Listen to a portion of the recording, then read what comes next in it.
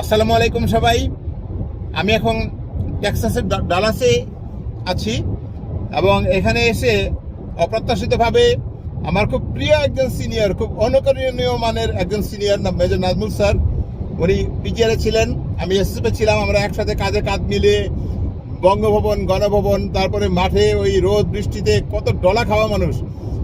দীর্ঘ প্রায় 22-23 বছর পরে স্যারের সাথে দেখা, এবং আমি কোনোভাবে জানলাম যে স্যার এখানে থাকেন। তো স্যার আমার খুঁজে খুঁজে বের করছেন আমার কোর্সমেটের কাছে শুনে। তারপরে স্যার আজকে আমাকে হোটেল থেকে পিক করছেন।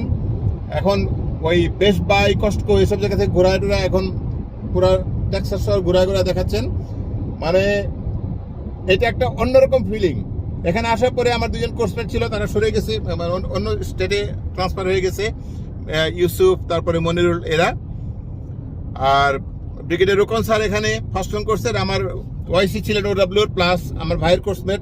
স্যারের সাথে আমি টেলিফোনে কথা বলেছি, সালাম জানিয়েছি। স্যার আমাকে নাজমুল স্যারের খবর দিচ্ছেন।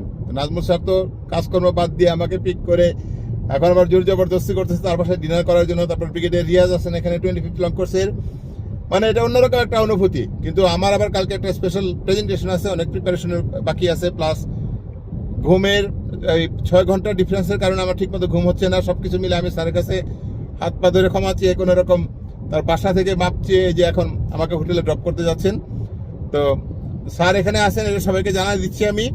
আর স্যার তো সেরকম মানুষ, এবং উনি অলরেডি ঘোষণা করে দিয়েছেন যে এই টেক্সাসের আশেপাশে যারাই আসবো আমরা মিলিটারি কমিউনিটির, উনি হলেন নাম্বার 1 গেস্ট, হোস্ট।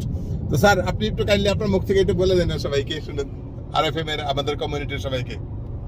না সাহেব একটু বেশি বেশি বলতেছে। আমি এখানে একদম ছোটখাটো একটা লোক, কোনো মতে দিন গুজার করি আর কি। বাট ভালো লাগে। আমরা আসলে এত বছর আর্মিতে থাকার পর আমাদের যে জিনিসটা গড়ে উঠছে, তো কোথাও গেলে আর ওই জিনিস ভাঙা সম্ভব নয়। আমরা যেখানেই যাই এখনো সবসময় ওই মিলিটারি কমিউনিটিতেই খুঁজি। সো এখানে কেউ কখনো আসলে আমাদেরকে একটু নক করলে আমি আছি, ব্রিগেডিয়ার রিয়াজ আছে। আমরা লট অফ লিমিটেশনস এখানে থাকি। এখনো এখানে সিজন হই নাই, বাট আমরা চেষ্টা করব কতটুকু কোম্পানি দেওয়া যায় আমাদের লিমিটেশনের মধ্যে। So anybody coming most welcome. Thank you sir. আসলে স্যার এখানে সুন্দরভাবে সেটেল হয়ে গেছেন গত 4.5 বছরে। তার ছেলে মেয়ের বাচ্চারা খুব ভালোভাবে আল্লাহর রহমতে এখানে ফুল স্কলারশিপ নিয়ে পড়াশোনা করতেছেন। ভাবি জব করেন, মানে সোনায় সোহাগা, মাশাল্লাহ।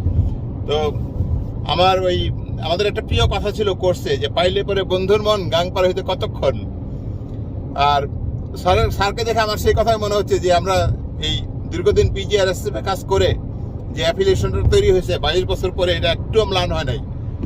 তো আমি খুবই আনন্দিত এবং একটু টায়ার্ড ছিলাম, বাট স্যারের সাথে যতক্ষণ আমি আসি খুব এক্সাইটেড এবং খুব ফ্রেশ লাগতেছে এখন। তো জানি না এখন স্যার আমাকে নামাই দেওয়ার পরে আমি হয়তো ইমোশনালি ব্রেকডাউন হয়ে যেতে পারি। হাওয়ার স্যার, অনেক ধন্যবাদ আপনাকে আমার সময় দেওয়ার জন্য। তো আবার যখন আসবো ইনশাল্লাহ একটু বেশি সময় নিয়ে আসবো, এবং তখন অবশ্যই আপনার বাসায় ভাবির হাতে রান্না খেতে বলবো না, ইনশাল্লাহ। Thank you sir. সালাম আলাইকুম স্যার।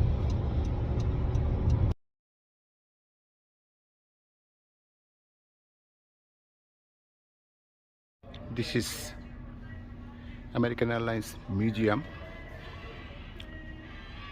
এখানে ঢোকার পরে মনে হচ্ছে এই মিউজিয়ামে যদি আজকে না আসতে পারতাম তাহলে আমার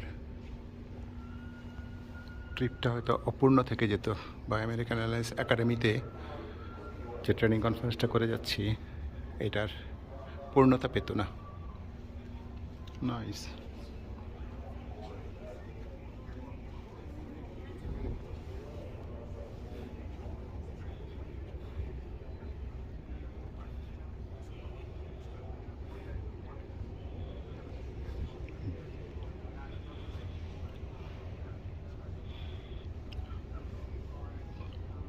পুরো মিউজিয়ামটা বিভিন্ন সাইজের এয়ারক্রাফট দিয়ে সাজানো।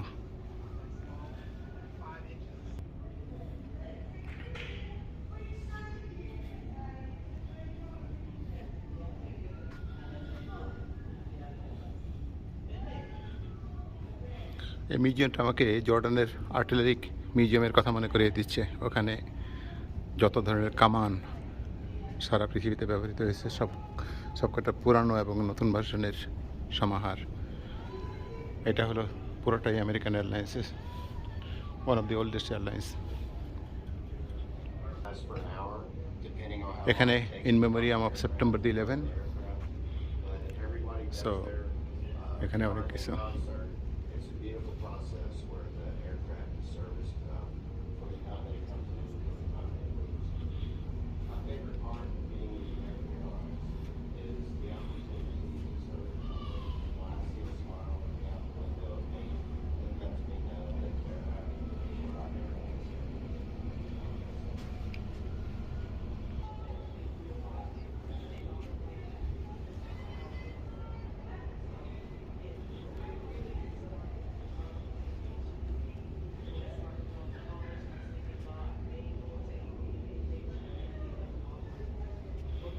আমি যেহেতু ইনফ্লাইট সাপ্লাইজ ট্রেনিংটাও, সিকিউরিটি ট্রেনিংটাও করাই এজেন্টদেরকে বা এভিয়েশন সিকিউরিটি স্টাফদেরকে, আমি জানি আমেরিকান এয়ারলাইন্স হলো ফার্স্ট 1936 সালে প্রথম তারা এয়ারক্রাফটে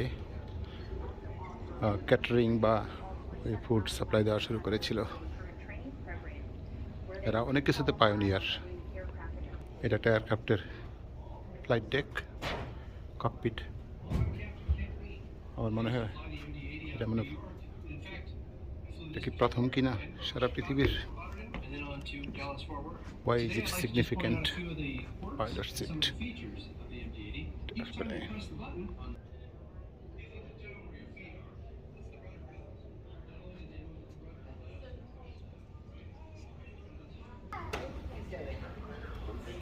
Theater.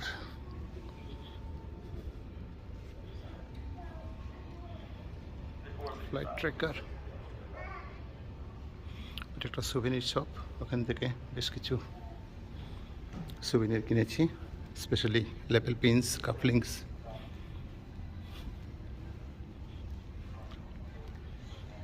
কোথায় নিয়ে যাচ্ছি জানি না। ও, এটা হলো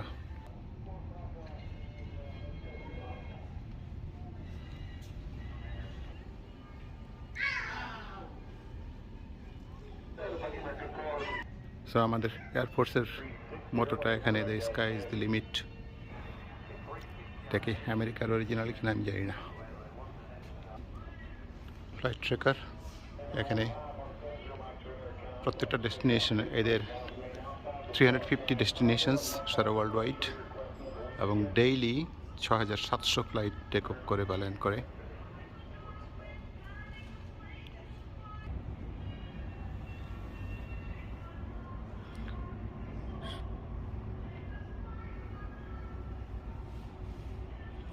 Thank you for watching this.